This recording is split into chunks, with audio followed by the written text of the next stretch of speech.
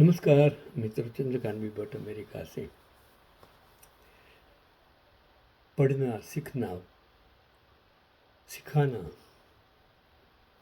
वो मेरा एक कर्तव्य था। और वो कर्तव्य एक शिक्षक होने के नाते भारत से अभी तक मैंने सोचा कि मेरे पास जो स्किल है, नॉलेज में जानता हूँ, समझता हूँ, वो दुनिया तक, लोगों तक पहुँचाऊँ। ये न तो मैं प्रमोशंस करता हूँ, न तो कोई मोनेटाइजेशन करता हूँ, न तो कोई बिजनेस करता हूँ। सिर्फ आप लाइक करें, अनलाइक करें, देखें न देखें, किसी को पहुँचाएं, लेकिन अगर आपका नॉलेज शेयर करेंगे, ये मेरा वीडियो शेयर करेंगे, तो दूसरों को भी ज्ञान मिलेगा, समझ मिलेगी।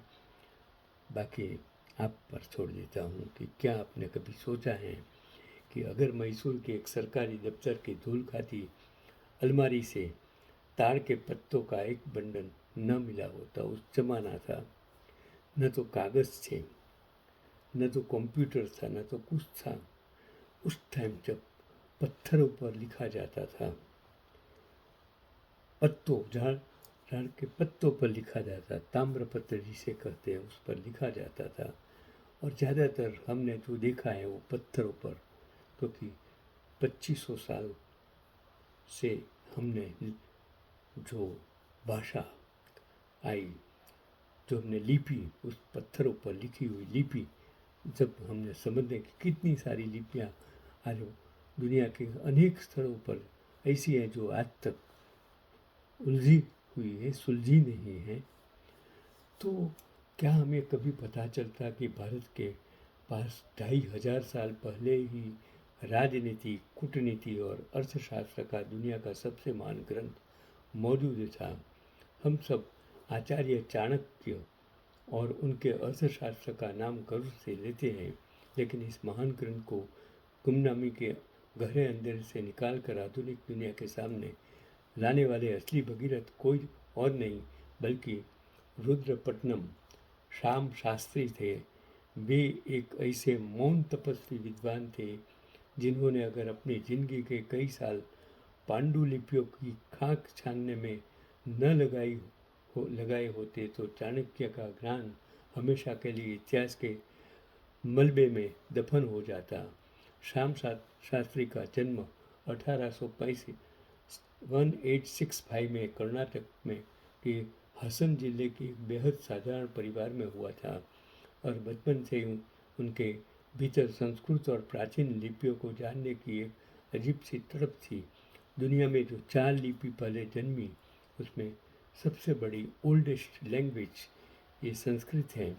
उन्होंने अपनी कड़ी मेहनत के दम पर संस्कृत के में महारत हासिल की और बाद में मैसूर के ओरिएंटल रिसर्च इंस्टीट्यूट में एक लाइब्रेरियन और जो क्यूरेटर के रूप में काम करना शुरू किया। उस समय इस संस्थान का काम राजा महाराजाओं और पुराने मठों से मिली प्राचीन पांडुलिपियों को सहेजना था। यह काम बेहद उबाऊ और थका देने वाला था, जहाँ दिन भर धूल, दीमकों और सड़ते हुए ताड़ के पत्तों के बीच बैठना पड़ता था। लेकिन श्याम शास्त्री के लिए यह किसी खजाने की खोज जैसा था। साल 1904 की बात है, जब श्याम शास्त्री लाइब्रेरी के एक कोने में रखी हुई पांडुलिपियों की कैटलॉगिंग बना रहे थे, जिन्हें वर्षों से किसी ने छुआ तक नहीं था। तभी तंजावुर के एक अज्ञात विद्वान ब्राह्मण द्वारा दान लिए गए ताड़ के पत्तों का एक धूल दूसरित बंडल उनके हाथ लगा। वह लिपि आधुनिक कन्नड़ या देवनागरी नहीं थी, बल्कि ग्रंथ लिपि थी, जो प्राचीन काल में संस्कृत लिखने के लिए दक्षिण भारत में इस्तेमाल होती थी। जब श्याम शास्त्री ने उन पत्थरों जैसे कड़े हो चुके पत्तों को धीरे धीरे पलटना और पढ़ना शुरू किया, तो उनके रोंगटे खड़े हो गए। शुरुआती श्लोक में लिखा था कि यह अर्थशास्त्र प्राचीन आचार्यों के सिद्धांतों को संकलित करके बनाया गया है।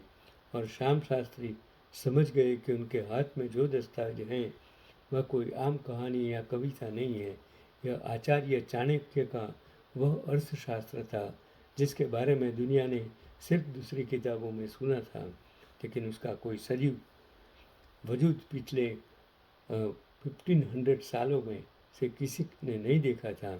और पूरी दुनिया के इतिहासकार ये मान चुके थे कि यह ग्रंथ हमेशा के लिए विलुप्त हो चुका है। और ग्रंथ का मिलना तो सिर्फ शुरुआत थी, असली परीक्षा तो अब शुरू होनी थी। ताड़ के वे पत्ते वेंटिलेज और सदियों पुराने थे, कई जगह से टूट रहे थे और उन पर लिखी स्याही धुंधली हो चुकी थी। और श्याम शास्त्री रोज घंटों मोमबत्ती या दिए की रोशनी में मैग्नीफाइंग ग्लास लेकर बैठते थे। वे एक एक अक्षर को डिकोड करते, उनका मिलान करते और फिर उसे कागज पर उतारते। और चाणक्य ने अर्थशास्त्र में कूटनीति और शासन व्यवस्था के लिए ऐसे प्राचीन तकनीकी शब्दों का इस्तेमाल किया था जो 20वीं सदी की शुरुआत के संस्कृत विधानों के लिए भी अजनबी थे। इसके समाधान के लिए श्याम शास्त्री ने कई कई दिनों तक एक एक शब्द के सही अर्थ को खोजने के लिए अन्य प्राचीन ग्रंथों का गहन अध्ययन किया। लगभग 5 साल की हाड़ तोड़ दिमागी मेहनत और बिना किसी सरकारी मदद के रात रात भर जाग कर उन्होंने पूरे ग्रंथ का अनुवाद और संपादन पूरा किया। और साल 1909 में श्याम शास्त्री ने चाणक्य का अर्थशास्त्र का पहला अंग्रेजी अनुवाद दुनिया के सामने रखा। और इस प्रकाशन ने पूरी दुनिया के बौद्धिक जगत में एक भूचाल ला दिया। इस समय एक ब्रिटिश और पश्चिमी इतिहासकार पर यह ढिंढोरा पीटते थे कि भारत के पास अभी कोई राजनीतिक समझ या शासन चलाने का व्यवस्थित ज्ञान नहीं था और भारतीय तो सिर्फ पूजा पाठ में डूबे रहते थे। श्याम शास्त्री की इस खोज ने पश्चिमी अहंकार को चूर चूर कर दिया और दुनिया ने देखा कि जब यूरोप कबीलों में जी रहा था, तब भारत के पास टैक्स सिस्टम, जासूसी नेटवर्क, विदेश नीति, आपदा प्रबंधन और युद्ध कला पर इतना विस्तृत और वैज्ञानिक ग्रंथ मौजूद था। और जर्मनी और यूरोप के बड़े बड़े विद्वान श्याम शास्त्री के इस काम को देखने मैसूर आने लगे।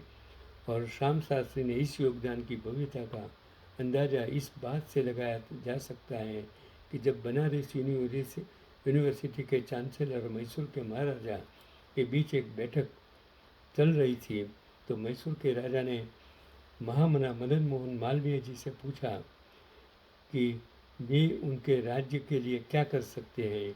और मालवीय जी ने तुरंत उत्तर दिया कि मुझे आपसे कुछ नहीं चाहिए, बस मुझे अपने राज्य के विद्वान श्याम शास्त्री के दर्शन करा दीजिए।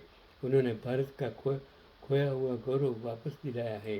जब महात्मा गांधी मैसूर यात्रा पर आए तो वे भी विशेष रूप से श्याम शास्त्री से मिलने पहुंची और देश के इस अनमोल रत्न के सामने अपना सिर झुकाया। इतना बड़ा काम करने के बाद भी श्याम शास्त्री कभी आत्म प्रशंसा के जाल में नहीं फंसे। वे मैसूर विश्वविद्यालय में प्रोफेसर और बाद में पुरातत्व विभाग के निर्देशक भी रहे, लेकिन उनका रहन सहन हमेशा एक साधारण दक्षिण भारतीय शिक्षक जैसा ही रहा। वे अक्सर कहते थे कि मैंने कुछ नया नहीं लिखा, मैंने तो बस उस ऋषि के ज्ञान पर जमी धूल को साफ किया है। और साल 1944 में यह महान मनीषी चुपचाप इस दुनिया से विदा हो गया। आज हम जब भी मौर्य साम्राज्य की भव्यता, चाणक्य नीति की अचूकता और अखंड भारत के सिद्धांतों पर चर्चा करते हैं, तो उस चर्चा की नींव में रुद्रपट्टनम श्याम शास्त्री की उसी लाइब्रेरी के कोने में की गई खामोश साधना का पसीना छुपा होता है। आज जो लोग सत्ता में बैठकर सिर्फ गाली देते हैं, सिर्फ बदनामी करते हैं, जिसको शिक्षा का कोई ज्ञान नहीं है, शिक्षण, शिक्षा और शिक्षक क्या है वो जो जानते नहीं है, जो अपमान करते हैं, उसको कीड़ा बताते हैं, तब मुझे शर्म आती है। क्योंकि मैं गुजरात में जब इन लोगों का जन्म नहीं हुआ, तब से मैंने शिक्षा का काम किया, शिक्षकों को पढ़ा, लड़कों को पढ़ाया जो आप पूरे विश्व में हैं। मैं मेरे सभी विद्यार्थियों को शत शत नमन करता हूँ। जिन्होंने मुझे शिक्षक बनाया, जिन्होंने मुझे ज्ञान दिया, विद्यार्थियों ने मुझे ज्ञान दिया, क्योंकि मैं विद्यार्थियों से सीखता था। मैं शिक्षक नहीं था, मैं विद्यार्थियों के साथ विद्यार्थी बनकर सीखा और आज उनकी बदौलत मैं आज एक बालर्क हूँ। मैं इन सभी लोगों को और खासकर वो श्याम शास्त्री,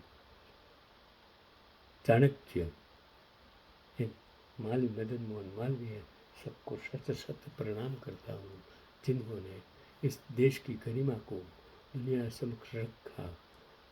और गर्व से मैं कहता हूँ कि मैं बाहर हिंदुस्तानी था।